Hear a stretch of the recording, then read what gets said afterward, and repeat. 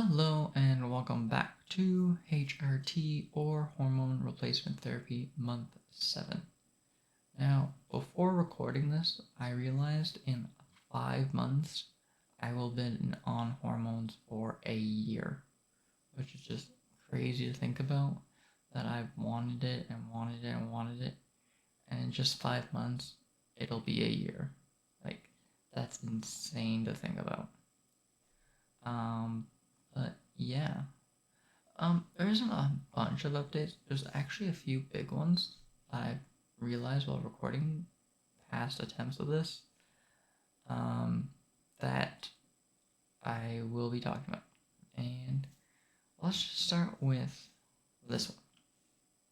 So this is my second time going to my endocrinologist, which I believe it was month 4 that I did my last blood appointment talk, which if you want to hear about how that went, go listen to month 4. But this one went a lot better. There was no bad side effects except that I had a trainee taking my blood, so I did have a bruise on my arm about that long for a few days, but that's it. But when I went to my appointment, here's where the issue came. I went in, I did the blood pressure, I did the heartbeat, I told them there's no swelling in my legs, and everything was good. And then they asked me, what time do you take your medication? I said, 12. They go, okay. You take them all at the same time. And what that means is I need to take my blocker and then 2 tablets of estrogen. And I said, I take them all at 12. They go, okay, that makes sense. Then they go, what time did you do your blood work? I said, 1 o'clock. They said, that makes sense. I was like, why? And they said, a normal level of estrogen at a high amount is 700.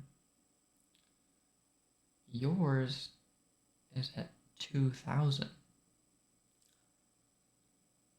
I was like, oh. They go, you have to wait 4 hours to do blood work after taking medication, or the results turn into that. So before going back, which I forget what month that is now, I need to do a blood work to see if the levels need to change, and then the blood test too, like any other month that I go to see the endocrinologist, which, okay, that's not too bad. It's just taking time off work to go do those blood work, since after taking blood I don't really want to be doing any laborious activities. It's getting sort of stuck. I'll do one soon, then wait, and then do the next one.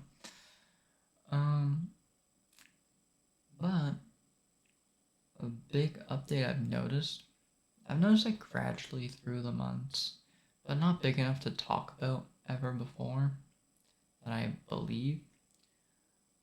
I want to eat, which, if you know me, that is a big update. I've been known as the picky eater, the one who doesn't eat, the one who skips meals, anything like that. I've been known as. I would sit at the table for hours, people saying they would pay me money, they would take me places. Nah, not happening. And that was just me as a child in high school, elementary school, all those. Didn't eat. Living on my own, I would not eat for like 3 days before I felt hungry. And then I started medication, and I need to eat with my medication, which was a bit of a struggle at the start, where I'm like, what do I need to eat? Like, this and that, and stuff like that. And then I realized this month that around lunchtime, I'm actually getting hungry, which is just incredible that medication can do that much to a person, or maybe it's just ingrained in me. That's like 12 o'clock, you need to eat, My body's like, yeah, eat time. I don't know. I don't know what it is, but actually getting hungry is a new thing to me. Yeah. Number 2 is one I have talked about quite a lot, but unlike any other month, my breasts are developing at a very, very great rate.